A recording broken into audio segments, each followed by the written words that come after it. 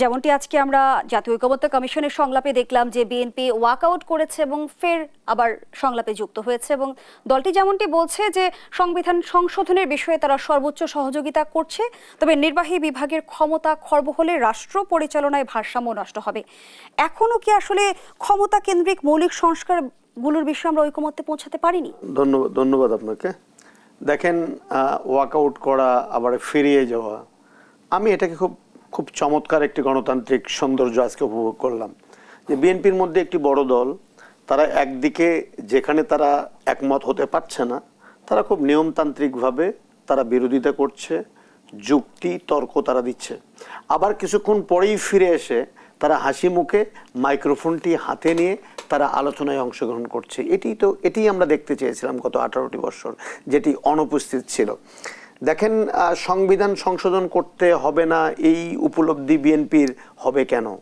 এই সংবিধানকে ব্যবহার করে তাদের প্রধান নেত্রীকে জেলখানায় ঢুকানো হয়েছে, মিথ্যা মামলায় কারাগারে দেওয়া হয়েছে, তাদের দ্বিতীয় প্রধান নেতা এখনো নির্বাসিত জীবনযাপন করছেন।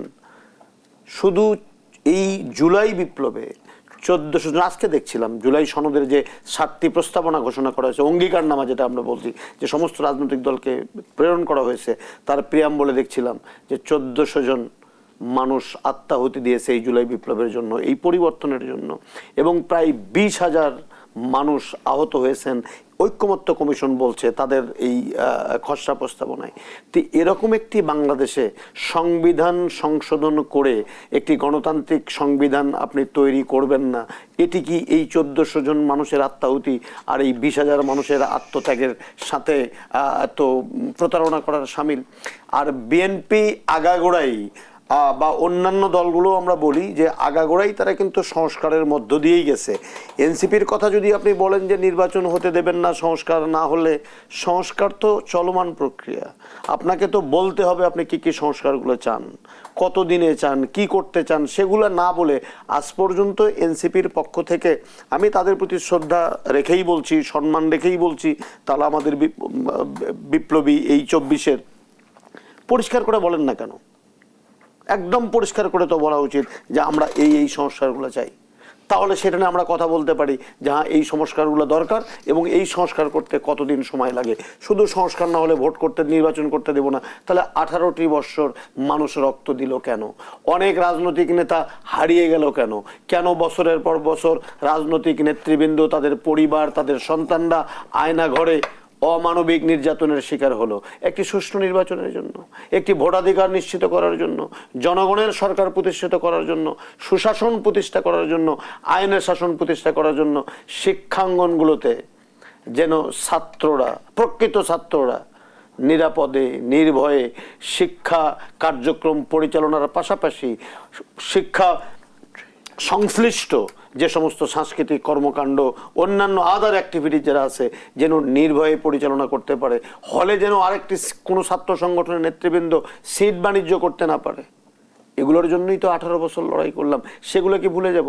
24-এর যেরকম গুরুত্ব আছে, ঠিক এই 18 বছরের যে ধারাবাহিক যে আন্দোলন একটি গণতান্ত্রিক বাংলাদেশের জন্য, বা একটি ভোটাধিকারের নিশ্চিত করার জন্য, বা আইনের শাসন প্রতিষ্ঠা করার জন্য, সেটাকেও তো আমার তরুণ বন্ধুদেরকে অ্যাড্রেস করতে হবে, সেটাকেও তো আমলে নিতে হবে যে মানুষ কতদিন অপেক্ষা করবে।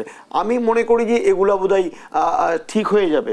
জামাত বলছে ফেব্রুয়ারি হলে আপত্তি নাই, নির্বাচন নিয়ে ষড়যন্ত্র হচ্ছে। হ্যাঁ, নির্বাচন নিয়ে ষড়যন্ত্র হচ্ছে তো। প্রধান উপদেষ্টা এমনটি বলেছেন না, প্রধান উপদেষ্টা এমনটি বলেছেন না। প্রধান উপদেষ্টা বলেছেন যে কোনো ষড়যন্ত্র করতে দেওয়া হবে না, আর কি এরকম একটা বোধহয় কথা উনি বলেছেন যে পতিত শক্তি নির্বাচন ভণ্ডুলে। সেটা পতিত শক্তি। আমি তো এই এনসিপি কে পতিত শক্তি মনে করি না, তারা তো অন্যতম শক্তি। আমি বিএনপি, জামাত, যাদের উপর এত নির্যাতন হলো, তাদেরকে কি আমি এই পতিত শক্তি বলি? তবে হ্যাঁ, আমাদের মধ্যে অনৈক্যকে, এই বিভাজনকে ব্যবহার করে বা এই বিভাজনের সুযোগ নিয়ে পতিত সরকার বিভিন্নভাবে, যেরকম আপনি দেখলেন যে সচিবালয়ে আক্রমণ করা হলো, সচিবালয়ে আক্রমণ করা হলো, ঘটনা ঘটলো মাইলস্টোন উত্তরাতে, আপনি সচিবালয়ে আক্রমণ করবেন কেন? সেখানে এবার খুঁজে পাওয়া গেল পতিত সরকারের ছাত্র সংগঠনের নেতৃবৃন্দকে, যাদের সাথে দূরতম কোনো সংশ্লিষ্টতা নাই। আমরা আমরা আমরা গোটা জাতি দুঃখিত এই মাইলস্টোনের ঘটনায়। আপনি সচিবালয়ে হামলা করবেন? হামলা করবেন আপনি? তো এগুলো তো নিঃসন্দেহে ষড়যন্ত্র। আমার এনসিপির বন্ধুরা গোপালগঞ্জে গেছে, ওটা কি বাংলাদেশের বাইরে? আপনি হামলা করলেন, গাড়ি ভাঙচুর করলেন, পুলিশের গাড়িতে আগুন দিলেন, আর্মির গাড়িতে আগুন দিলেন, বাংলাদেশের বাইরে কিছু কি? তো ষড়যন্ত্র তো আছে।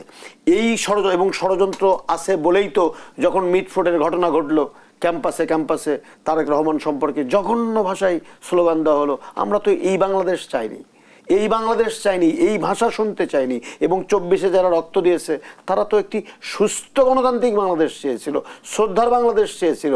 সেই বাংলাদেশ তৈরি করার জন্য নির্বাচনটা তো একটি অপরিহার্য একটি কি বলবো উপলক্ষ। সেই উপলক্ষে ব্যাহত করে এমন কোনো কর্মকাণ্ড থেকে সকল স্টেক হোল্ডারদেরকে বিরত থাকা উচিত। তবে সংস্কার দরকার, বিচার দরকার, নির্বাচনটাও দরকার। শুধু দুটি দরকার, আরেকটি দরকার নয়। তখনই কিন্তু মনে হয় যে নির্বাচন নিয়ে কি কোনো ষড়যন্ত্র হচ্ছে। আপনি সংস্কার করেন, যে সংস্কারগুলো করা দরকার করতেই হবে, নাহলে কি করে আপনি সুষ্ঠু নির্বাচন করবেন? তত্ত্বাবধায়ক সরকার ফিরে না আনলে আপনি ভোটাধিকার নিশ্চিত করবেন কি করে? বাংলাদেশের ইতিহাস বলছে যে তত্ত্বাবধায়ক সরকারের আমলের 3টে নির্বাচন ছাড়া কোনো দলীয় সরকারের অধীনে কোনো নির্বাচন সুষ্ঠু, গ্রহণযোগ্য, পার্টিসিপেটরি হয়নি। তো সেটা যদি হয়ে থাকে, তো সকল দল ঐক্যমত্য হয়েছে এই তত্ত্বাবধায়ক সরকার ব্যবস্থা ফিরে নিয়ে আসার জন্য। তা আপনি সেটা করেন, ভোটের আয়োজন করেন। জনগণ যদি আপনাদের কথায় রায় দেয়, আপনারা ক্ষমতায় যে এই চলমান সংস্কারকে আরও দীর্ঘায়িত করবেন।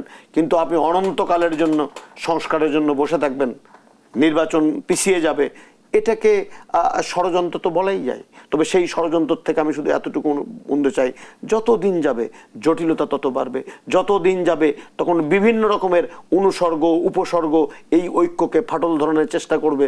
আমি বলবো যে আমার ছাত্র বন্ধুদেরকে যারা জীবন দিয়ে লড়াই করলো, তাদের তো নিঃসন্দেহে একটা চাওয়ার জায়গা আছে। সেটা কি? মেধাবীদের বাংলাদেশ, তারুণ্যের বাংলাদেশ।